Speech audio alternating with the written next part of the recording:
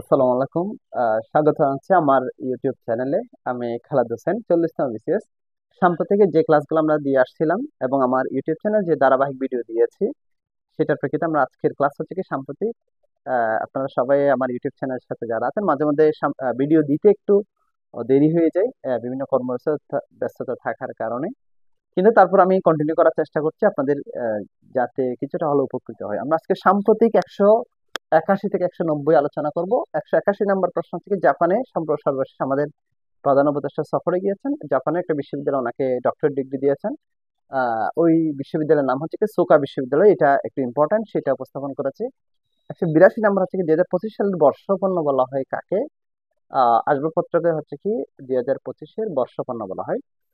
আর 183 হচ্ছে কি শক্তিশালী পাসপোর্ট সূচকে বাংলাদেশের অবস্থান কত।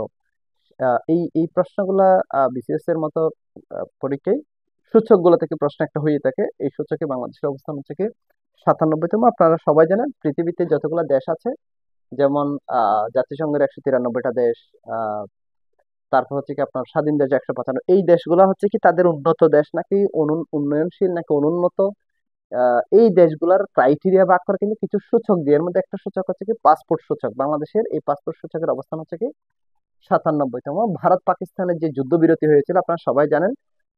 সাম্প্রতিক সময়ে ভারত পাকিস্তান আহ, যেই যুদ্ধটা হলো, হ্যাঁ, সেই যুদ্ধে সেই যুদ্ধের যেই যুদ্ধবিরতি ডোনাল্ড ট্রাম্প এই যুদ্ধবিরতি করে কত তারিখে এই যুদ্ধবিরতিটা হয়, এটা হচ্ছে কি 10 মে 2025। এই ডেটটা খুবই ইম্পর্টেন্ট, 10 মে। 185 হচ্ছে দেশের প্রথম ডিজিটাল স্বাস্থ্য সেবার প্ল্যাটফর্মের নাম কি হচ্ছে কি সুকি।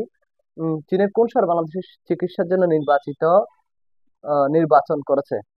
বাংলাদেশের সাথে চীনের আমাদের প্রধান উপদেষ্টা যে চীন চীন যে সফরে গিয়েছেন, সে চায়না যে যাওয়ার পর ওই দেশের চিকিৎসা নেয়ার জন্য বাংলাদেশের একটা সমঝোতা চুক্তি হয়েছে। সেখানে চীনের 3টা হসপিটাল বা 3টা হাসপাতালকে বাংলাদেশের চিকিৎসা সেবা দেওয়ার একটা চুক্তি স্বাক্ষরিত হয়েছে। এর মধ্যে চীন সরকার ওই দেশের একটা প্রদেশকে ফিক্স করেছে, ওই প্রদেশ থেকেই বাংলাদেশের চিকিৎসা সেবার এই যে যোগাযোগ বা যাতায়াত আসা যাওয়া করবে। সেই শহরের নাম হচ্ছে কুনমিং শহর। 127 দেশের প্রথমবারের মতো কৃষক দিবস পালন করেছে 30 জানুয়ারি। এটা এটা আমার কাছে মনে হয়েছে এই সময়ের জন্য খুব ইম্পর্টেন্ট একটা প্রশ্ন। বাংলাদেশ যে কৃষি বিশ্ববিদ্যালয় আছে, সেই কৃষি বিশ্ববিদ্যালয় তারা তাদের কর্মসূচি হিসাবে কৃষকদের দাবি দেওয়া অধিকার এবং তাদের যে পাওনা ন্যায্য হিস্সা এগুলো পাওয়ার জন্য তারা একটা দিন ফিক্স করেছে, যেটা কৃষক দিবস হিসাবে 2025 সাল থেকে এই কৃষক দিবস এই বছর থেকে চালু হয়েছে। প্রতি বছর এটা পালন হবে বাংলাদেশে 30 জানুয়ারি, বাংলাদেশের কৃষক দিবস। 188 নম্বর হচ্ছে কি গোয়াদার বন্দর পাকিস্তানের কোন প্রদেশে অবস্থিত। বেলুচিস্তানে। এটা একটু ইম্পর্টেন্ট, কেন ভারত পাকিস্তান যুদ্ধের বেলুচিস্তানের মানুষরা তাদের মুক্তিকামী স্বাধীনতাকামী অনেক সময় ভারতের পক্ষে, পাকিস্তানের এগেনস্টে গিয়ে তারা তাদের বিদ্রোহী সংগঠনগুলো আন্দোলন করেছে। এটা হচ্ছে কি বেলুচিস্তানের যে বেলুচিস্তানের আলোচনাটা কেন সামনে চলে আসছে। এই বেলুচিস্তানের এই বন্দরটার নাম হচ্ছে গোয়াদার বন্দর। পরীক্ষা প্রশ্ন হতে পারে যে গোয়াদার বন্দর কোথায় অবস্থিত, আপনাকে ভারত পাকিস্তান চীন, ভারত পাকিস্তান আফগানিস্তান ইরান ইরাক এরকম দিতে পারে। এটা হচ্ছে কি বেলুচিস্তানে পাকিস্তানে। দক্ষিণ এশিয়ার প্রথম দেশ হিসেবে স্টার্লিং এর ইন্টারনেট সেবা চালু করে আহ দেশ হচ্ছে কি মালদ্বীপ। আপনারা জানেন সর্বশেষ আমাদের যে সাম্প্রতিক মে মাসে আমাদের আহ ইলন মাস্কের যে পৃথিবীর সর্বশ্রেষ্ঠ ধনকুবের ইলন মাস্কের যে স্টার্লিং ইন্টারনেট সেবা, সেটা বাংলাদেশে চালু হয়েছে এবং তার আগেই মালদ্বীপে এশিয়াতেই প্রথম ইন্টারনেট সেবা চালু হয়েছিল এই স্টারলিংকের। 190 দেশে বর্তমানে কত ধরনের সামাজিক সুরক্ষা চলমান আছে। 113 ধরনের সামাজিক সুরক্ষা প্রচলন আছে। আমরা 181 থেকে 190 আমাদের যে আমার যে খালেদ জিকে যে শর্ট সংক্ষিপ্ত বই ছিল, সেখানে 153টা প্রশ্ন ছিল এরকম, যেগুলো সিলেক্টিভ সাম্প্রতিক সাধারণ জ্ঞান। তো আমি এরপরে 153 পরে কন্টিনিউয়াসলি এগুলো আলোচনা করে যাচ্ছি এরকম করে 10টা করে।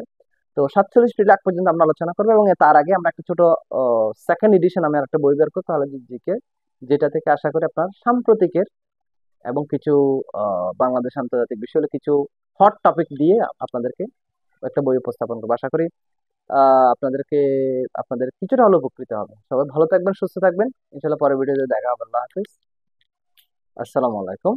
তবে আরেকটা ঘোষণা দিয়ে রাখি, আমি এর পরের ভিডিও 47 প্রিলি, 48 স্পেশাল যে ডাক্তারদের বিসিএস, 49 স্পেশাল যে শিক্ষা এডুকেশন বিসিএস, হ্যাঁ, এই স্পেশাল বিসিএস নিয়ে কথা বলবো এবং ইন টোটাল পুরা কি করতে হবে সেটা নিয়ে আলোচনা করব।